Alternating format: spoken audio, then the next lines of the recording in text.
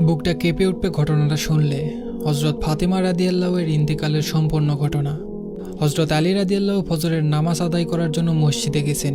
এদিকে হজরত ফাতেমা রাদিয়াল্লাহু গায়ে অত্যন্ত জ্বর অবস্থায় ঘরের সমস্ত কাজ শেষ করেছেন। আলী রাদিয়াল্লাহু মসজিদ থেকে এসে দেখেন ফাতেমা রাদিয়াল্লাহু কাঁদছেন। আলী রাদিয়াল্লাহু প্রশ্ন করলেন, ও ফাতেমা, তুমি কাঁদো কেন? ফাতেমা রাদিয়াল্লাহু কোনো উত্তর দিলেন না। ফাতেমা রাদিয়াল্লাহু আরও জোরে জোরে কাঁদতে লাগলেন। আলী রাদিয়াল্লাহু কয়েকবার প্রশ্ন করার পর ফাতেমা রাদিয়াল্লাহু কাঁদতে কাঁদতে বললেন, ও আলী, আমি স্বপ্নের মধ্যে দেখেছি আমার আব্বাজান হযরত মুহাম্মদ সাল্লাল্লাহু আলাইহি ওয়াসাল্লাম আমার ঘরের মধ্যে ঢুকে কি যেন তালাশ করতেছেন। ঘর থেকে বাইর হয়ে যাওয়ার সময় আমি পিছন দিক থেকে ডাক দেই, ও আমার আব্বাজান, আপনি কি তালাশ করছেন?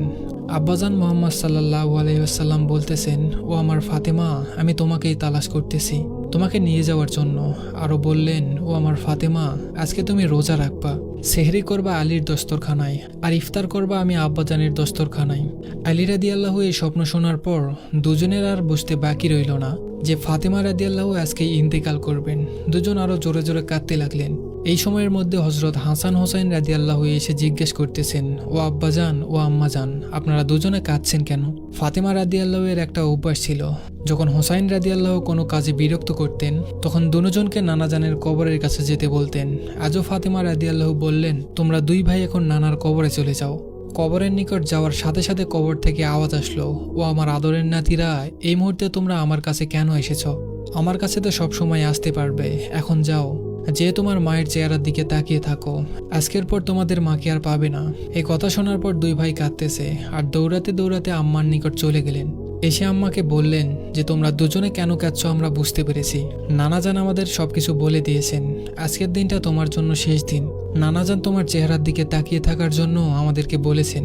বিকালের দিকে হজরত ফাতেমা রাদিয়াল্লাহু এর শরীর বেশ খারাপ হলো। ফাতেমা রাদিয়াল্লাহু মৃত্যুর পূর্বক্ষণে আলী রাদিয়াল্লাহুকে 3টা কথা বললেন। 1 নম্বর কথাটি ছিল, ও আলী, যেদিন থেকে আমি আপনার ঘরে এসেছি ওই দিন থেকে নিয়ে আজ পর্যন্ত আপনাকে আমি অনেক কষ্ট দিয়েছি। আলী, আপনি যদি আমাকে ক্ষমা না করেন তাহলে কিয়ামতের ময়দানে আমি সন্তানের কারণে আমার আব্বাজান অনেক লজ্জিত হবেন। বলেন, আপনি আমাকে ক্ষমা করলেন কিনা?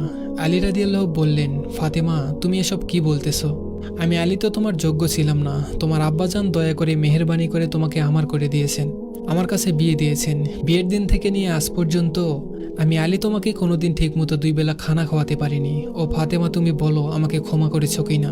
তুমি যদি আমাকে ক্ষমা না করো তাহলে আমাকে কিয়ামতের দিন কঠিন শাস্তি ভোগ করতে হবে। ফাতেমা রাদিয়াল্লাহুর দ্বিতীয় কথা ছিল, ও আলী, আপনার সাথে আমার দ্বিতীয় কথা হলো, আমি মারা যাওয়ার পরে আপনি বিয়ে করে নেবেন দুনিয়ার যে কোনো মহিলাকে আপনার পছন্দ মতো। আপনাকে আমি অনুমতি